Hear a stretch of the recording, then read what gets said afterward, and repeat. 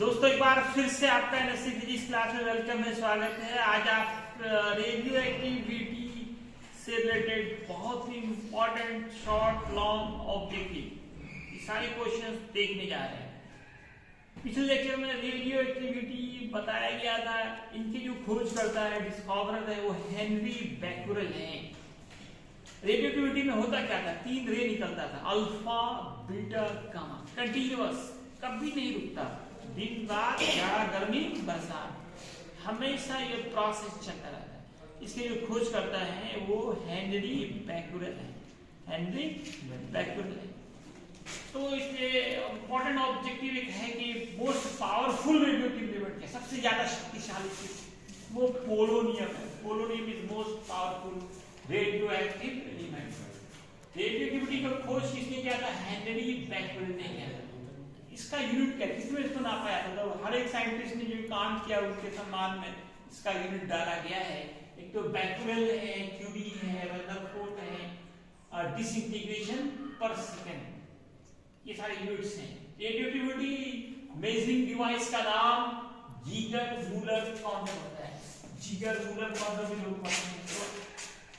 Becquerel raise कौन कौन से होते हैं? आपका ऑब्जेक्टिव में ऑप्शन होगा alpha beta gamma and all. क्या लगाएंगे आप? बैक्यूरेल रेज कौन कौन है? ऑप्शन होगा ए में अल्फा, बी में बीटा, सी में गामा, डी में ऑल। क्या मारेंगे? ऑल। अब इन तीनों से रिलेटेड हम लोग बहुत सारे क्वेश्चन देखने जा रहे हैं। अल्फा बीटा गामा एक तो लॉन्ग क्वेश्चन पूछा था, तीनों में कंपैरिजन कीजिए। हाल फिलहाल पूछा गया, तीनों में तुलना कीजिए अल्फा बीटा गामा में। एक लॉन्ग क्वेश्चन, 3 शॉर्ट क्वेश्चन पूछे जाते हैं कि अल्फा बीटा गामा। एक तो अल्फा के क्या गुण हैं, what are the properties of alpha, what are the properties of beta, what are the properties of gamma. एक क्वेश्चन तो 3 क्वेश्चन ये शॉर्ट हो गए और 18 ऑब्जेक्टिव होते हैं और बहुत आसान है। थोड़ा ध्यान देंगे तो आप समझ सकते हैं, अभी याद हो सकता है। और एक तो सबसे पहले बात, अल्फा रे पे कौन चार्ज होता है? ये पॉजिटिवली चार्ज पार्टिकल है। बीटा जो नेगेटिवली चार्ज है और गामा जो है वो न्यूट्रल होता है, उदासीन होता है। अल्फा होता क्या है? Bunch of helium plus plus ion. Helium plus, मैंने हिंदी की श्लोक को लिख दिया है, जिनको जो समझ में आता है वो लिखे। हीलियम प्लस प्लस बंच है, गुच्छा होता है। अल्फा एक्चुअल में हीलियम प्लस प्लस आयन का बंच होता है। और बीटा ने क्या आयन कहा है? ये इलेक्ट्रॉन और पॉजिट्रॉन, लेकिन ज्यादा इलेक्ट्रॉन ही होते हैं, पॉजिट्रॉन बहुत कम होते हैं, का गुच्छा होता है। और गामा रे जो होते हैं वो तो इलेक्ट्रोमैग्नेटिक वेव है, विद्युत चुंबकीय तरंग। इलेक्ट्रोमैग्नेटिक वेव स्पेक्ट्रम में आप देखिए तो सबसे ऊपर गामा आता है, इसकी फ्रीक्वेंसी सबसे ज्यादा होती है और वेलोसिटी भी सबसे ज्यादा गामा की होती है। तीनों में सबसे ज्यादा वेलोसिटी गामा की है। ये लाइट है ना, एक तरह से लाइट की सबसे ज्यादा वेलोसिटी किसकी है? किसी की नहीं है। जब ये हीलियम है, हीलियम का एटॉमिक मास 4 mg होता है, ये मास का 4 mg। और इलेक्ट्रॉन का मास लगभग 0 होता है, 10 to 0। और वो लाइट ही है, लाइट का कोई मास होता नहीं तो 0 हो गया। वेलोसिटी सबसे कम होती है अल्फा की, सबसे ज्यादा गामा की, और बीच में सब इनका बीच में वेलोसिटी इसकी बीच, मतलब अल्फा से ज्यादा होगा और गामा से कम होगा। एक पेनिट्रेटिंग पावर होता है, पेनिट्रेटिंग पावर, भेदन क्षमता, छिद्र करने की क्षमता। ये पेनिट्रेटिंग पावर जो होती है ना दोस्तों, जिसकी वेलोसिटी ज्यादा होगी वो उसकी ज्यादा होगी, जिसकी कम होगी उसकी कम होगी। बंदूक की गोली कितना स्पीड होता है, छेद करके निकल जाता है। और पत्थर सीधा मारो, वो छेदने के बाद चूर कर देता है।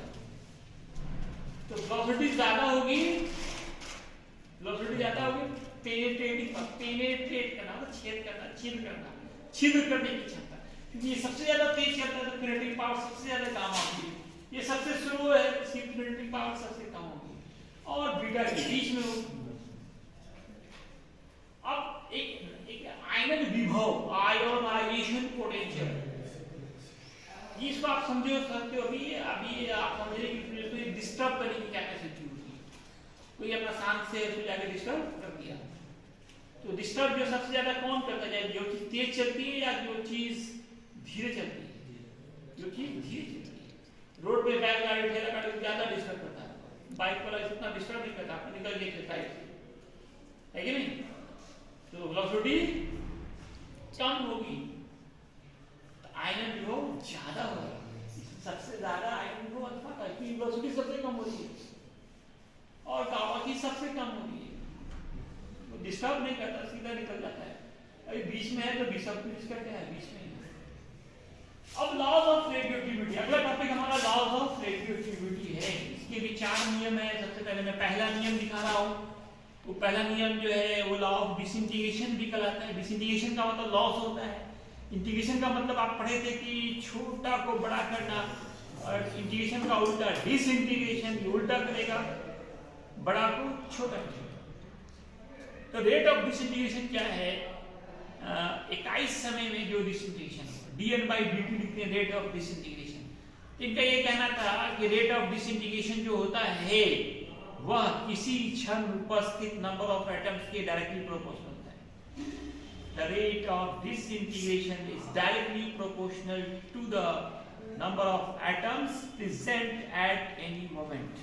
किसी रेडियो सक्रिय तत्व का डिसइंटीग्रेशन का दर है किसी क्षण उपस्थित नंबर ऑफ एटम्स के समानुपाती। dn/dt समानुपाती हुआ है। Rate of disintegration, the rate of disintegration is directly proportional to the number of atoms present at any moment. क्षय की दर किसी क्षण उपस्थित परमाणुओं की संख्या के समानुपाती होती है। तो dn/dt ये रेट ऑफ डिसइंटीग्रेशन ये समानुपाती होता है। नेगेटिव साइन क्यों देते हैं? जैसे जैसे टाइम बढ़ता है वैसे वैसे ये रेट ऑफ डिसइंटीग्रेशन घटता जाता है। तो negative sign denote decreasement, where negative sign denotes decreasement, कमी को दिखाता है। और जब ये प्रोपोर्शनल हटाएंगे बराबर लाएंगे तो कांस्टेंट एक लैम्डा लाते हैं। लैम्डा का नाम है रेडियो एक्टिव डीके कांस्टेंट। अब मैंने n को यहां ले आया, dt को यहां लेते हैं, उसके बाद इसको बोथ साइड इंटीग्रेशन करते हैं। लिमिट शुरू में number of atoms, initial number of atoms n not मान लिया, लास्ट में n मान लीजिए। टाइम की बात नहीं, शुरू में 0 बाद में t।